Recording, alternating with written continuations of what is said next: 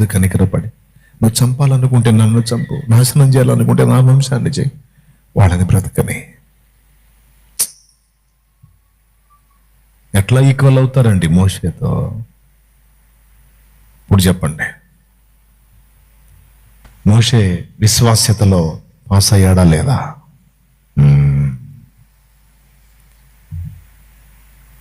ఇవన్నీ చూసి అక్కడ మాట్లాడుతున్నాడు అహరోను మీరియంతో. మోషే మిక్కిలి సాత్వికుడు, ఓర్పు కలిగినాడు. అంతేకాదు, నా ఇల్లంతట్లో, నా ఇల్లు అంటే తెలుసా, ఇశ్రాయేలు సర్వ సమాజములో మోషే లాంటి నమ్మకస్తుడు ఇంకొకటి లేడన్నాడు. నమ్మకమైన మనుష్యుడు.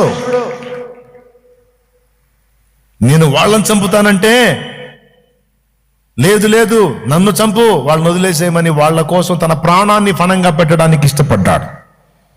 ప్రాణం పెడితే పర్వాలా, గ్రంథములో పేరు తుడిచివేయమంటే అర్థం ఏంటో తెలుసా? నన్ను నరకమునకు పంపు అని తన ఆత్మను కూడా ఆ ప్రజల కోసం నాశనం చేసుకోవడానికి మోషే ఇష్టపడ్డాడు.